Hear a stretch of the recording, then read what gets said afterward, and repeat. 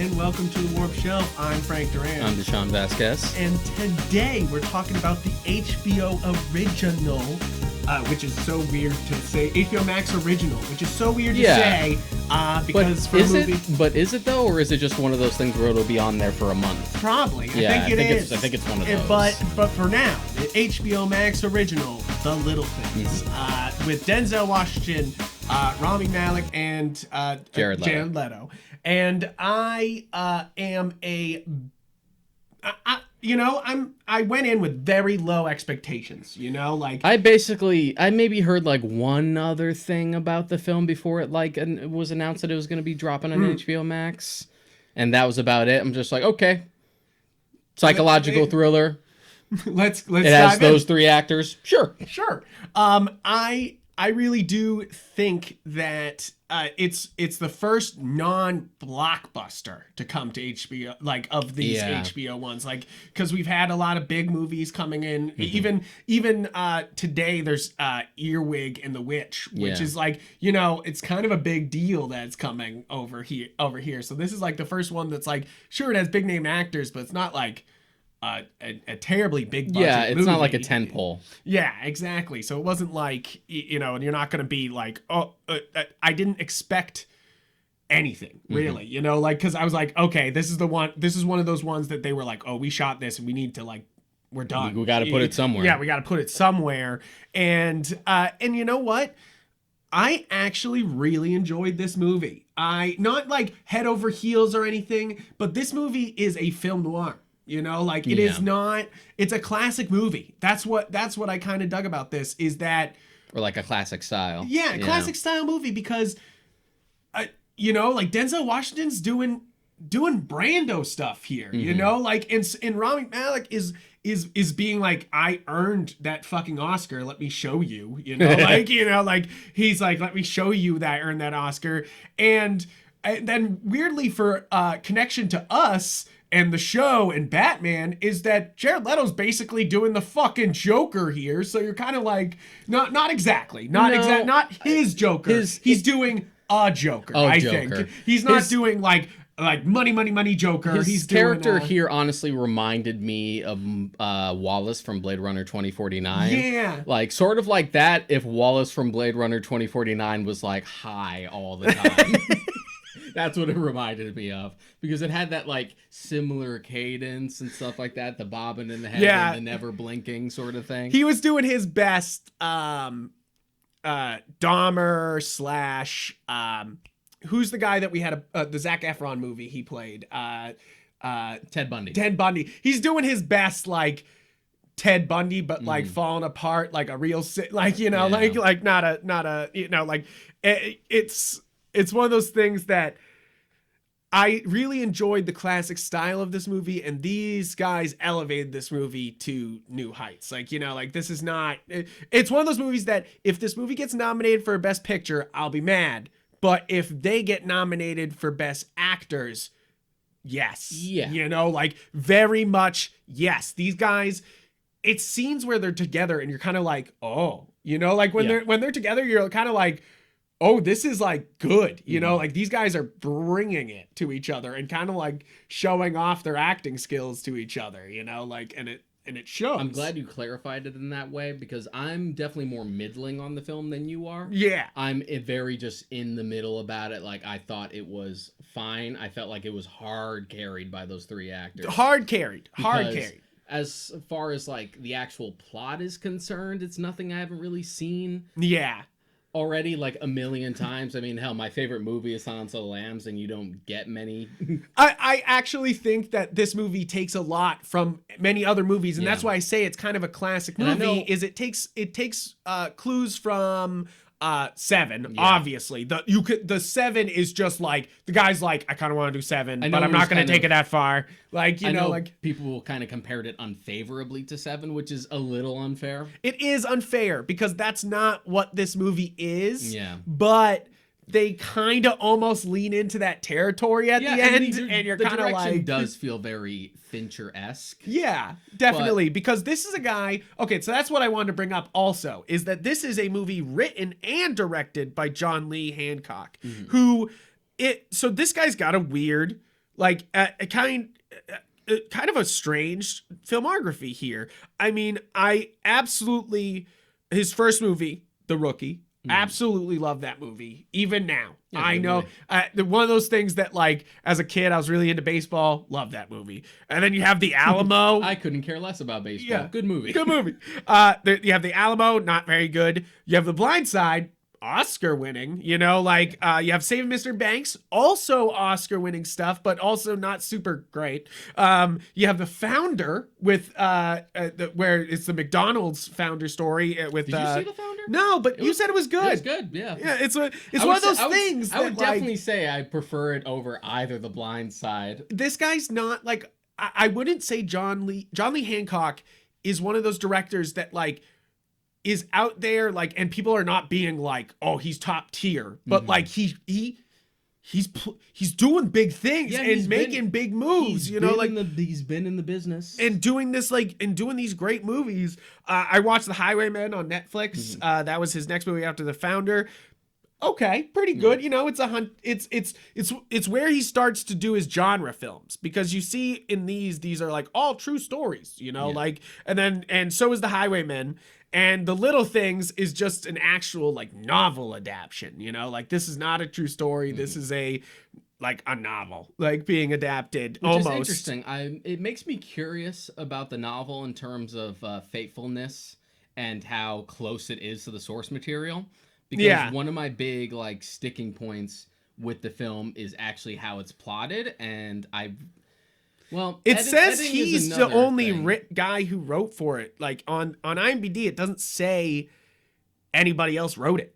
You know, like I hesitate to use I didn't like the way it was written as a criticism, because that means nothing. Yeah. For those of you not in the know, and I've probably brought this up before, it's never appropriate to use a film was badly written or badly scripted as a criticism. Yeah. Given the amount of changes that happens when a film is made from script to screen. Who knows how much it even resembles that script that they started with to begin with. And to be fair, if this is not based on a book, which I thought it was, and it feels like it is, I would say this feels like a movie that was written as a book beforehand and is adapting a book, because it's very methodical. Like it feels very novelesque with its storytelling techniques, you know, like and it's not, you know, like, and it seems thorough in its character dives, you know, like, and yet I feel in a lot of ways it's pretty shallow. Yes. Yeah. I think that's the problem, like is that they dive deep on Denzel's character. I think we get a bit of Rami Malek's character, and he's doing a great job, but there's not like deep dive on him.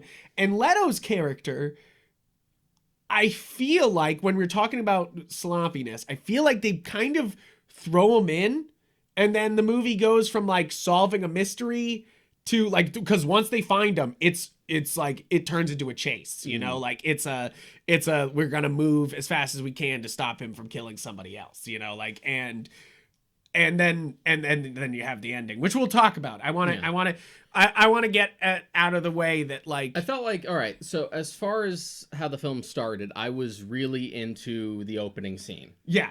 Solid stuff. It's very Fincher-esque. I like how it's plotted. I like how it's staged. I like the tension. It feels like genuinely scary. Yeah. And I like that it actually sort of subverts expectations with the fact that she does actually get away. Yeah. Because you figure there's no way that's going to happen. It's like, oh, she actually successfully gets away. That's kind of refreshing. And then from that point on, I felt like after that opening scene had a pretty high, it just kind of like leveled out for me outside of just the performances in a bottle. And so I was just left with this sort of weirdly plotted, things felt sort of just thrown together. It felt like they were... See, that's the thing, is I don't know if it was thrown together. I feel like film noir wise, it's very classic. We have a hero that we don't know has a secret past, and we're going to find out his secret past, you know, like, and it's very much like, why would he not be the best cop, you know, like, and it's kind of like very classic like plot, you know, like of a film noir, you know, but like, it feels like it thinks it's deeper than it actually is. Yes, and I think, and I feel like that always sticks out with a film like that, is that if a film really thinks it's deeper than it actually is, it like really starts to like wear down on you. And this isn't up to a level of like you and I aren't big fans of like The Usual Suspects. Yeah. It's like never that bad. We're just like the Kaiser Soze thing. We're just like, yeah, it was obvious. But the Kaiser Soze thing, look how clever we are. Yeah, it's kind of one of those things that I had no expectations. I can see that it wants the Oscar. You know, I can see where it's pulling from. It wants the fucking. You got Seven. You got Zodiac. You got like Manhunter. I felt like a lot of Manhunter in this too. A lot of Manhunter, and a little bit of French Connection at times. Yeah. You know, like it definitely. So it definitely that's what I wears mean its here influences on its sleeves, but it also, even pulling from those genres and pulling from those movies, doesn't even like remotely measure up to it because it doesn't seem to have the same like prowess. Yeah, I think after the highway scene, it loses itself until the end scenes. Yeah. I think it's one of those things that I was totally paid for by. I don't think I was as impressed by the beginning. I did like the beginning a lot. I was like, cool. I was more impressed with Denzel at once he was introduced. You know, like I was definitely more impressed with what he was doing and was up to, because this is a truly great performance, like no question in my mind. I like how he's playing like genuine but also very clearly like unstable, like just beneath a thin like veneer. So and I like appreciated how they show that. it, you know, like a very you know, like just so that's isolated, this is a and very lonely, cinematic movie at times, and him like slowly becoming it. obsessed with something because it's been hanging over him for so long.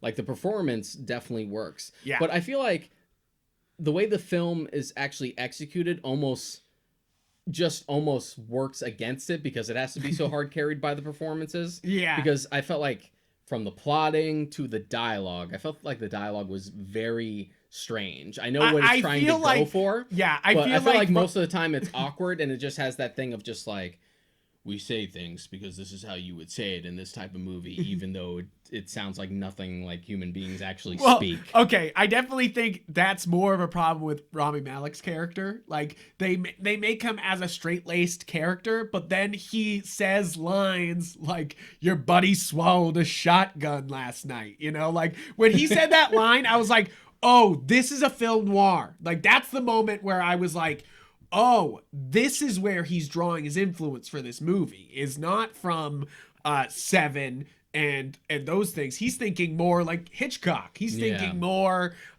you know, like Maltese Falcon, you know, like, and that's kind of what this is.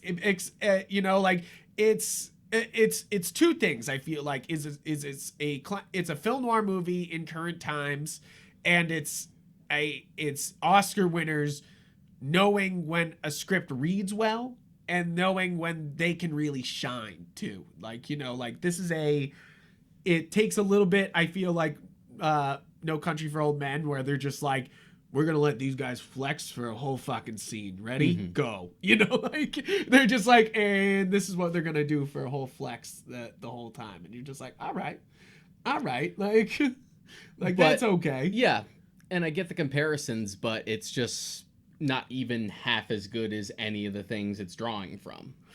Yes, I agree. And that's, and I'm not fighting you on that, is that this is not, I wasn't like, the whole time I'm like, this is a good movie. This is not a great movie. And that's something that I want to talk about too here. I'm at it's an okay movie at best. See, but that's the thing, is I think that we've grown as a culture to be like, only to raise up these movies that are absolutely perfect. Yeah, we have this weird standard of like, it needs to be a 10. Yeah, we had this conversation with Wonder Woman 1984. Yeah. And that's why like I don't have any strong feelings one way or the other.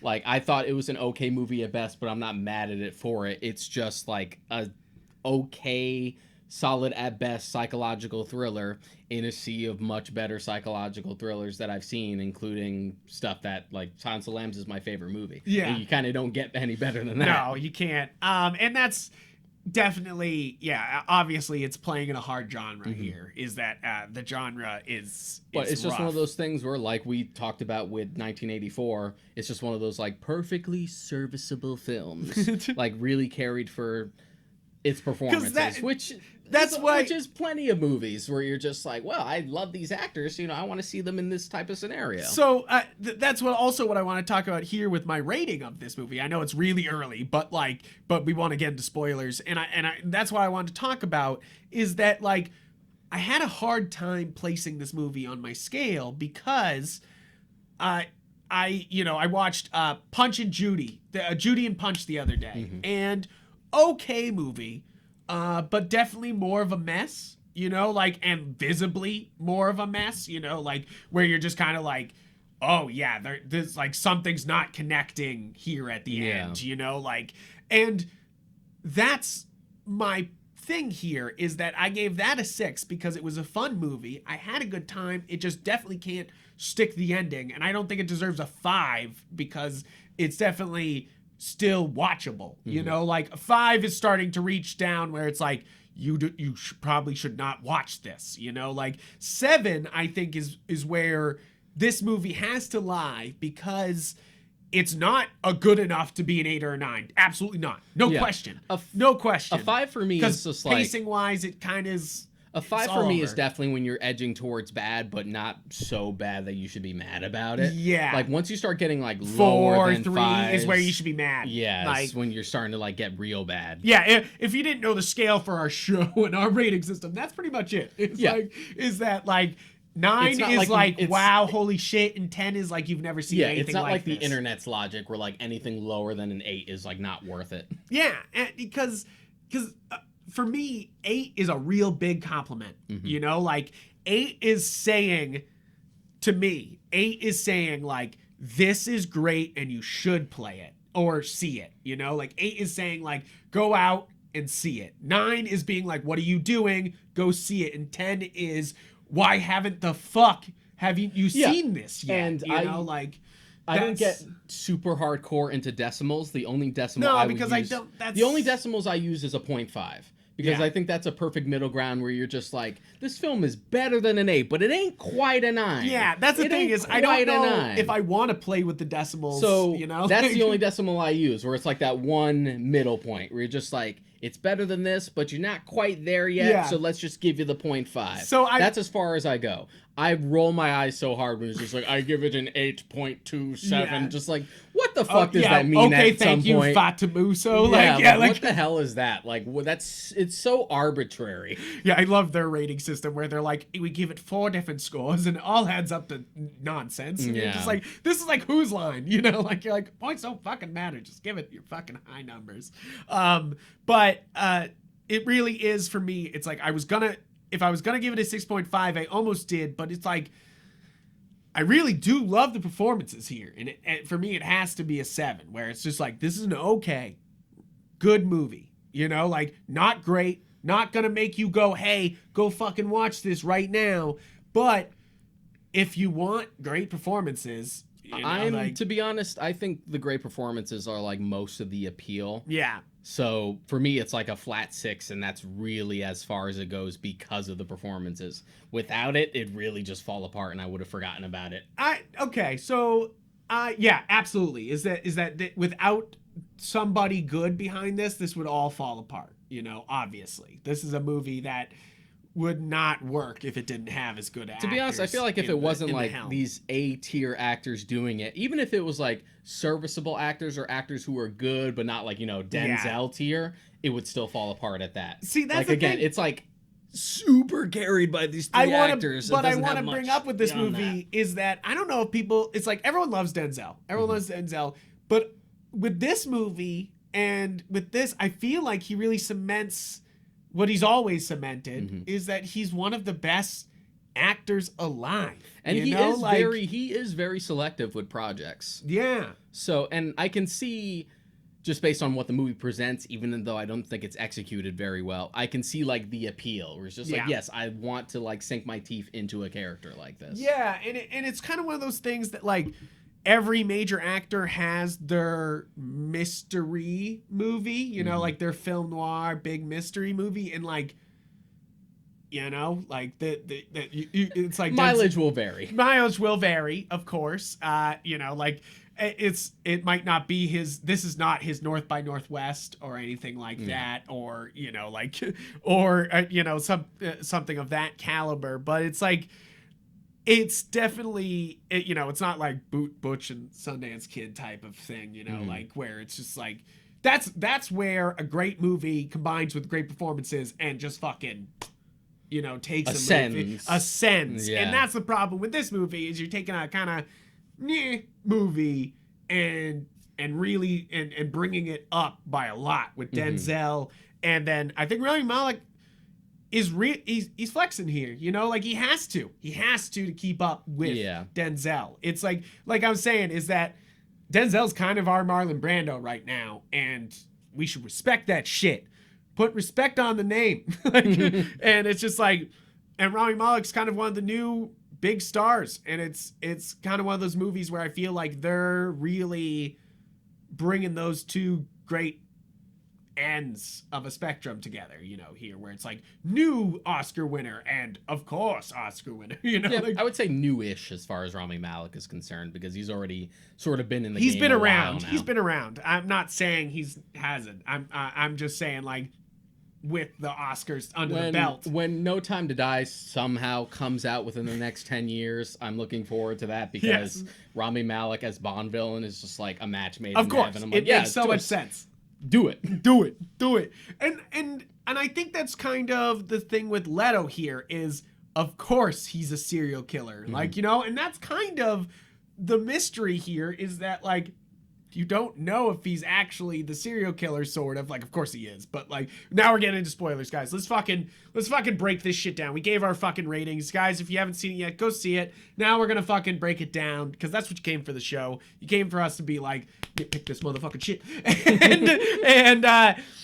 So that's where it gets weird for me, is that I like this movie a lot, but I think that's Leto, the addition of Leto and his place in the story is where it gets weird. Like, because if you're saying 7, if you're comparing 7, which you shouldn't, but like you kind of have to, because they kind of have very similar endings. They're obviously different.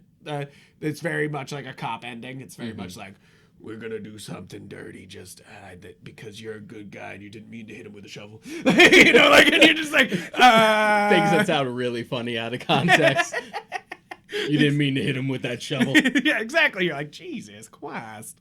And it's one of those things that I do like the ending here. I do. I think it is same level as 7, but doesn't have as deep of a cut. Like, 'cause that's the thing. Is it? I think it's certainly as ambitious. I think it's definitely cinematic. I think it's I love the pull up and seeing all the holes he's dug. Yeah, that was great. That was a great shot. That, for me, that's one of the better shots of the year. Just the idea that he told them to, like, bury the body, but then he spent, like, all night, like, looking for the body to just confirm that he actually got the right guy. Yeah. And the way that guilt, like, plagues him. Like, I think the ending is ambitious, and I think for the way it's executed, it was all about the ending and here. It gels. For me, if this movie didn't stick this ending, it would have been way lower of a rating for me. I think it's... And it almost does. I think it's almost too ambitious for how generic the movie actually is.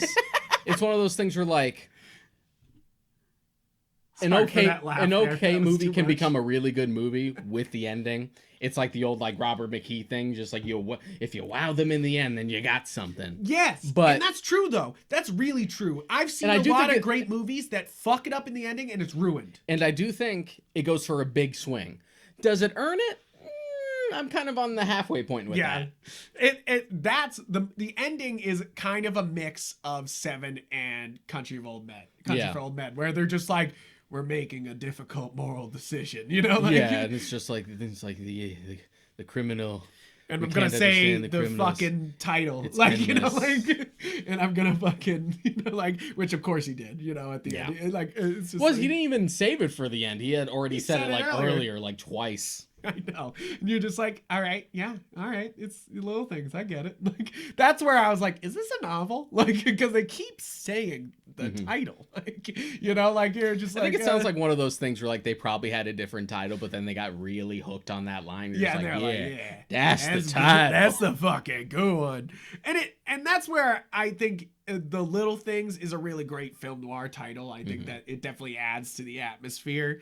But what I was saying, Leto's addition to the plot is where it gets strange, because it's good he's finally there, but it's kind of like we've been searching for the killer, and then he's there, and then it's kind of like, oh wait, is he the killer? And that should not be that's not really the question here, you know? Like, it's not like Kaiser Soze where you're like, oh yeah, it's definitely that guy, you know? It's like, it's one of those moments where you're just kind of like, yeah, I totally think it's Jared Leto, you know? Like, I'm not sitting here being like, I don't think it is, because he's acting really aggressive about it. Yeah, because it would be way too contrived if he wasn't, because of the way he functions in the actual narrative. Yeah. Like, he's such a fucking weirdo for no reason, and he, like, gets off on this whole situation like no normal human being would, unless he was somehow involved. Which is where I got the Joker vibes, is his, like, aggressiveness towards the cops. Like, you know, like, is where I got, like,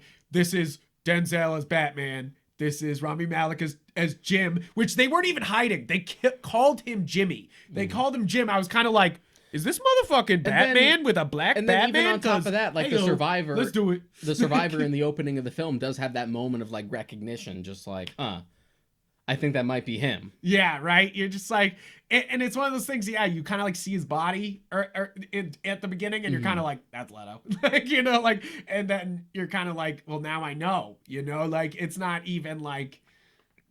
It doesn't know? effectively, like, build up enough paranoia to be like, I don't even know what to believe anymore. Because, again... It's not Gone Girl, where that's my problem here, is Gone Girl grabbed me because it was like, here, like, we're doing something different, you know, and you don't fucking know what to believe. I'm glad going on. When did you watch Gone Girl? Recently, actually. I've been bugging you to watch that really? for a while. Because I watched it recently. I didn't know you finally watched it. It's so fucking good. It is so fucking good. That's what I was gonna say, is that, like, I literally. I threw it on one day because Mary was like, "Oh, you haven't seen Gone Girl," and she threw it on, which she never does. Which I was just like, when Mary's flexing on you, I'm like, which is calling you out, right? I was like, okay, time to watch this. And it was one of those movies that when it, you know, like, I was sitting there on the edge of my seat, literally, like, you know, like, which is one of those things that you don't have often for me, you know, like I can. There's great movies I can passively watch. Yeah. You know, and then there's other movies which I'm just sitting there being like, oh my, this is going. It was one of those things that it was one of those things that I kept bringing up because we had the whole Social Network versus Steve Jobs episode. Go listen to it if you haven't. Where we talked about why we prefer Steve Jobs from, like, a narrative standpoint, structurally, the performances, etc. And people love the Social Network. I like it. I think it's a good movie. I like it enough that I own it. Yeah, I do. So too. put it that way. I do too. But even when Gone Girl came out, I was just like, I prefer this. Yeah, exactly. And people thought I was crazy for it. I'm like, no, Gone Girl is great. Yeah, I was kind of blown away. Yeah. Like, it was one of those things that That's why I was trying to get you to watch it. I'm like, yeah, dude.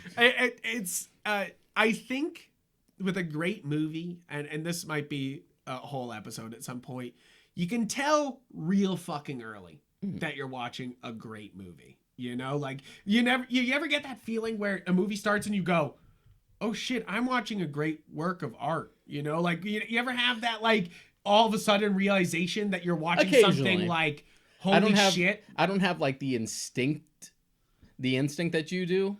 Because it comes, like, really quick for you. Yeah. Like, when we're watching stuff together, just like, oh, it hit me. It hit me. It got it. I felt it. I know where this is going.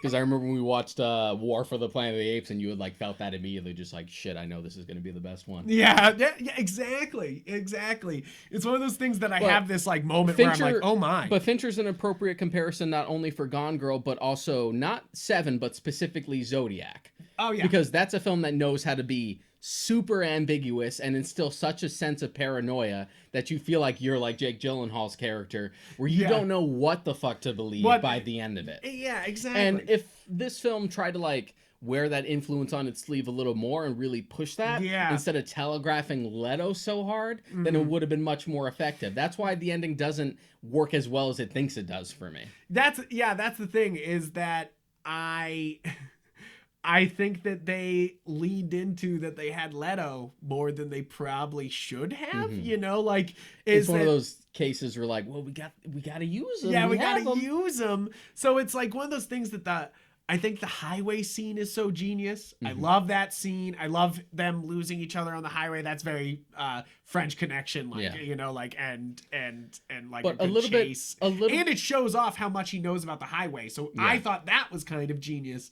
Is that like they start to show off things about him, but that's why there was confusion at the end, where I was kind of like, why would you confuse that this was not the killer? Like, look how much he's shown you he is, you know, like, which like, I know you're gotta go to trial and everything. Like that's the whole point of the movie, I guess. But like, there's no angels, but like, you're kind of like, it's like, unless he's just this huge fucking troll, there's no reason why he would so openly like just fuck with these two guys for this long. Yeah, I could get it like at the interrogation scene, just like, hey, you suspect me. It's funny. You're just, you know, you're trying to profile me, but I'm just gonna mess like with the you until whole I get the out of minute there. he says bang at him and then they go off together, I was like, how do you confuse that this is not the killer? You know, like, because he's like getting off on the entire scenario. Yeah, it'd be one thing for the interrogation to be like, whatever, they're wrong, I'm gonna fuck with these guys a little bit. Yeah, but to straight up be like, let me scare the shit out of you and let me pretend bring you like to the bodies, bring you to the bodies supposedly.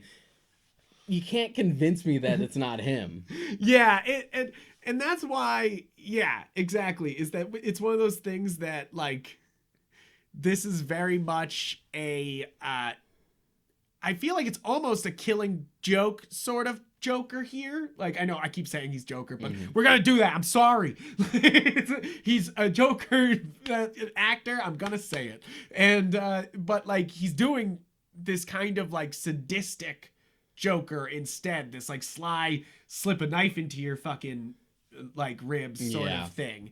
I love the end scene also, not just for the dig into the holes thing. That's a great cinematic like moment. It looks great. It's one of those things like Mystic River where they like pull up and these screaming into the air and you're just like, you know, like, that's a good shot, you know, like, but it's also how they like each, when they interact with each other, I love that, you know, like, oh, he could grab my gun at this moment, oh, I'm giving him the shovel, like, you know, like, it's very tense. It feels like a standoff the whole time.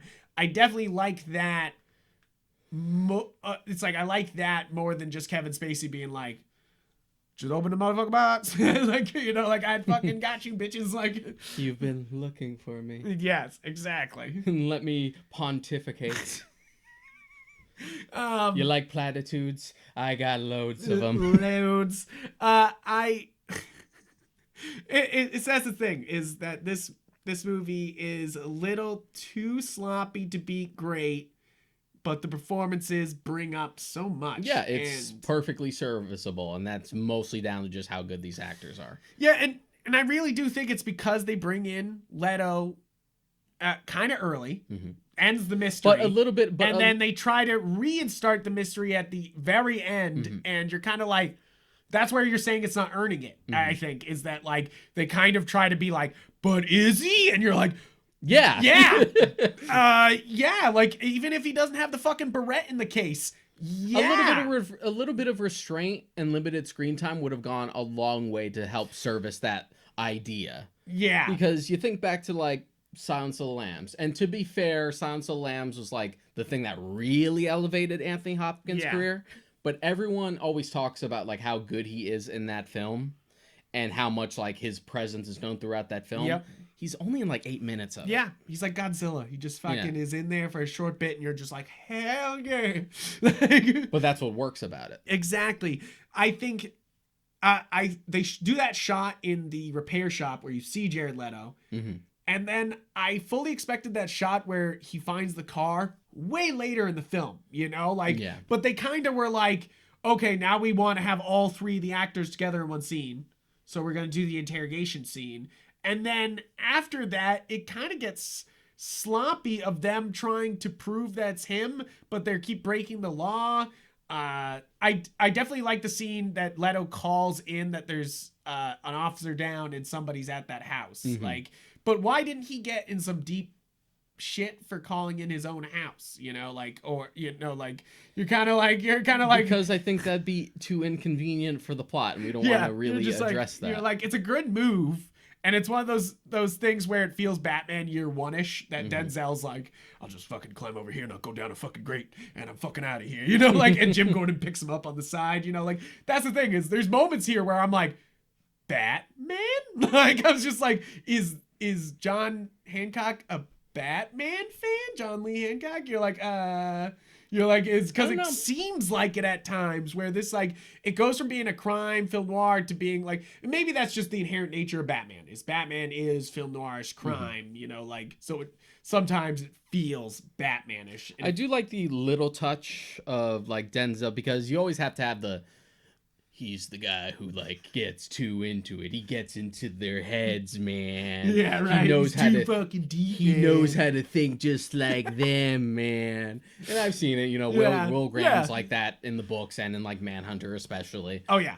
And I like how they kept it simple here, that it's not just, I'm just gonna go through this crime scene and monologue to myself. You have a little bit of that, but it's also just the idea that he, like, sees the victims there and the actors are there, as opposed to him just talking to himself. Yeah. Acting like they're real people. And that does play into his like, mental state, especially with the reveal that he actually killed a victim who almost survived. Yeah. Which, see, that's another moment where I was waiting for it all movie, you know, to find out what the bullet was for, what they were, like, trying to cover up.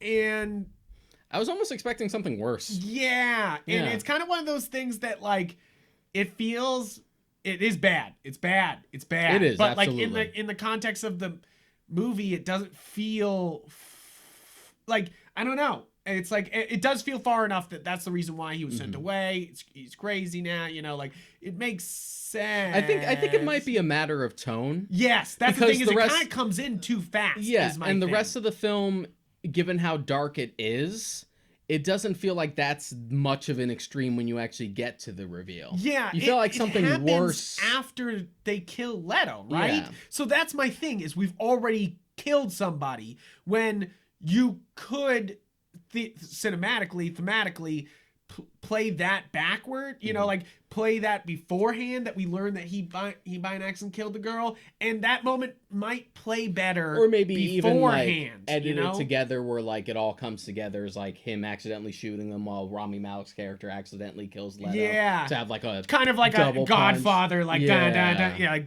dual thing. And to be honest, that was also one of the weird sticking points for me. I usually don't point out, like, I don't know, like, the editing in this movie. But this was one of those things where, like, I did feel like it was weirdly edited in a lot of places. Yeah. Where things happen because this scene needs to happen at this particular moment rather than anything organically flowing. Yeah, I feel that. Yeah. I do feel that. Is that, like, there's moments where you're just like, huh? Yeah. and I know they're trying to go for, like, that. Again, this whole movie's trying to be Oscar bait. Like, no question in my mind. It's an Oscar bait. It's trying to be a lot of things. It's trying to be a lot of things. And the extra, like, flair on the editing, I think, was just to be like, check it out. Like, you know, like, because good editing you don't see. You know, like, it blends into everything. In the same way of, like, a visual effect. But, like, there's also great editing that really stands out on its own, you know, like, and so there's this fine line you have to, like, do where you were sticking with this David Fincher style, which you never see the editing in a David Fincher film. It is very real. It's moment to moment, you know, like, and you're going for that, and then all of a sudden at the end you're just like, let me do some fucking shit with the editing, and you're kind of like, backed up with usually Trent Reznor and Atticus Ross, because those are his boys now. Boys, yeah, exactly. And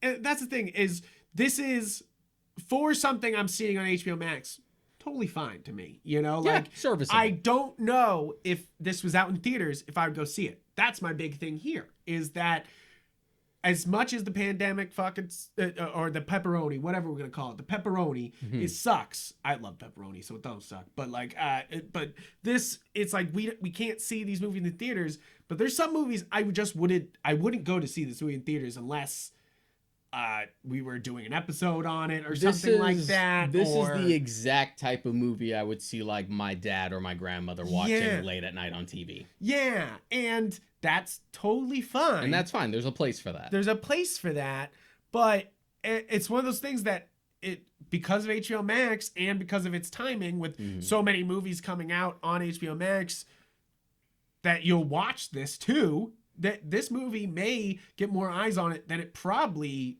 usually would, you know? Like, that's the reason why I even bring up the Oscar at all, is because this is kind of a high profile movie now, when before it would have just been like that crime movie, you know? Like, and now it's kind of like, oh, the HBO Max that came out between Wonder Woman and Godzilla, you know, like, was the little things, you know, like, and you're I really hope Godzilla versus Kong like instills some like emotion to me. I mean, it'd be hard to not. Yeah. But just the idea that like these two big ones so far have been like 84 and this, and they're both just like, they're all right.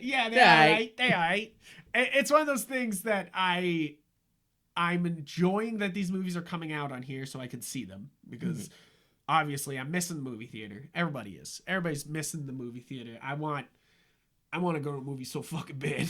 Like, but I want to be safe, and I'm going to be safe. And I you know, like, it's one of those things that's great to actually see these movies, you know, like 2020 sucked because they pushed all these movies back. And I really do think that 2021 is just going to be culturally significant just because all these movies that got pushed back are being shoved into this year, you know, like there's going to be a lot of great games this year. There already is. There's a lot of great movies coming out this year.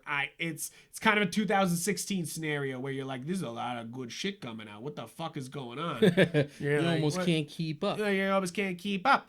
And I mean, pretty much, I don't know if I have any more to say about the movie. What, you got anything else you want to? No, I was very like middle of the road with it, like from beginning to end, except for like key moments and just it being hard carried by the performances. It's just one of those things where like, I feel like we wouldn't even be talking about it were we not in this situation. Yeah, almost. You know, like, it's one of those things that like, and that's it seems like an insult. It really does. But this movie's fine. You know, it's fine. But it's one of those things that I don't know if we would be talking about it if for some reason it wasn't elevated to this platform, you know, like this huge fucking, everybody can see it. It's at the top of HBO Max. Like, you know, like, this is what you can see. This is special about going on HBO Max, which, to be fair, HBO Max is turning into one of my favorite watching stuff. You know, like, streaming services. Especially since they've been patching it and, like, the dashboard has, like, changed a little bit. It's starting to become a little better. Did you see the really cool feature that if you search something, say, if you search Christmas, it will not only show you all the Christmas movies, it will show you every episode of every show that has Christmas in it. Yeah. And that is dope, you know, like, because you could type in ghost and you get every fucking ghost thing ever, you know, like, I'll say this, they're really creative about their categories too, on just the initial homepage. I remember when I was browsing last night and they had said like remakes and originals. I'm like, what? And they're just like, they just straight up had like a whole playlist of just like, here's an original movie, here's the remake of it. It was everything from like Nightmare on Elm Street, A Star Is Born, this, that. You're like, they had all have all the Stars Borns, which I was like, hey, I was like, now people can see. There's 3 of those. Like, there's 4. Something like that. Too many, basically. Too many. Didn't need it. But it's turning into one of those things that like, it's got anime. I think it's got the movies. It's got old TV shows I love. Like, we're, you know, and like, we're watching Scooby-Doo on it. It's kind of. We're not sponsored by HBO. I'm just kind of gushing. Yeah. Because I'm surprised. And to be honest, at the end of the day, when I was announced this, I was like, when I was finished with this, I got the recommendeds of like, if you like this, watch this. And like almost every movie they suggested was better than what I just watched. That is the problem. It was literally just like, these are all the things these are pulling from, and these are literally all better. Yeah, I think that's the best review of this, is that when the recommendations, all of them, are better than that movie you saw, that's not a good thing. You know, like, it'd be one thing if it was on par, at least remotely comparable, and it's certainly ambitious, but ambitious. It's not as effective as it would like you to believe. I bet when you have the script in your hand, this is actually a great page turner of a script. I think script wise, yeah, like you would hold this in your hand and you'd be like, oh shit, to be honest, right? like the way this movie unfolds kept reminding me of Adaptation, because there's that whole subplot where his brother is writing that crime thriller and everyone is like loving it. He's like, did you read his Don's script? It's amazing. He's really damn good at structure. And then when he describes it to his brother, who's like the snootier, like art house brother, he's just like, this has literally been done a million times. This has all been explored. This makes no sense when you think about it for like more than 2 seconds. And I kept like thinking about that. Yeah, that is the problem, I think, with the whole, like, them trying to prove it's him after the interrogation scene of them, like, because they're obviously breaking the law to do all this, and they do it twice, you know? That's my problem with it. They do it, like, they're, like, totally, like, dumb cop in it. They're like, oh, us breaking into it didn't work. Let's break in again. And you're kind of like, wait, guys, that plan didn't work. Yeah. You're kind of like, what are you doing? They kind of just like dumb copped it. And you're kind of like, all right. Like, but I bet reading it, fucking page turner. But, you know, like, it's one of those things that you're just like, I mean, hell, maybe, I mean, who knows? It could have even been like a phenomenal script that it is up for some Golden Globes, I believe. It could have been like a phenomenal script that just wasn't very well executed once they actually went to go shoot it. It's nominated for Best Performance in a Supporting Role, Jared Leto. But that's wow. But that's where that whole like criticizing Jared Leto instead of everybody else. Golden Globes is stupid. I don't know if I've said that on this show. Is stupid. I don't know if I've said this on this show yet. Is that like I love the Oscars. I'm a huge Oscars fan because I feel like there's some integrity there because it's all voted by the people who are in it. You know, like it's very union-y. It's very like we're together. We all vote on this. Even if all award shows like have their own inherent problems, like you're going to because I'm not saying the Oscars is perfect. Yeah, like I'm not gonna say it's perfect. I just think it's the most exciting of all the shows. But Golden Globes has so many different categories. They nominate such weird movies all the time. Sometimes it feels like they pick the most basic shit sometimes. Like it's like basic bitch shit that they choose. And you're kind of like, wait, what? Like when The Tourist with Johnny Depp and Angelina Jolie was winning stuff. And I was kind of like, oh yeah, that was a movie, wasn't it? I was like, that's not a movie to be remembered. They made a joke about that on Harley Quinn. Where it was they did. Harley and I was like, oh my. Harley trying to join the Legion of Doom. Just like, then why did you he's like, it's like, we don't want her, we want you. It's like, then why did you invite her? It's like the same reason The Martian was nominated as Best Comedy. They wanted Matt Damon. Exactly. And that's how it feels for the Golden Globes, is that the Oscars is about the awards. Golden Globes is about the award show. It's about the press. Yeah, it's about the award show and the press. Also, for the record, as someone who has seen The Martian, anyone who's seen The Martian knows it's not a fucking comedy. It's very fucking funny at points, but it's a sci-fi film. I bet somebody at Golden Globes was like, I laughed a lot. Fucking put it then. Also, watch The Martian. I will watch It's a modern Ridley Scott movie that doesn't fucking suck. Oh, wow. Holy shit. It's good. Holy shit. I was shocked. That's why I didn't watch it for so long. I'm like, oh, God, modern Ridley Scott. No, thank you. Sorry, that's just fucking. That should be your T-shirt. Modern Ridley Scott. No, thank you. I can't wait until he threatens me with a third Alien prequel to finish his trilogy. He's like, I'm just gonna fuck you. If he does, I don't think the Star Wars prequels are gonna be the worst prequels anymore.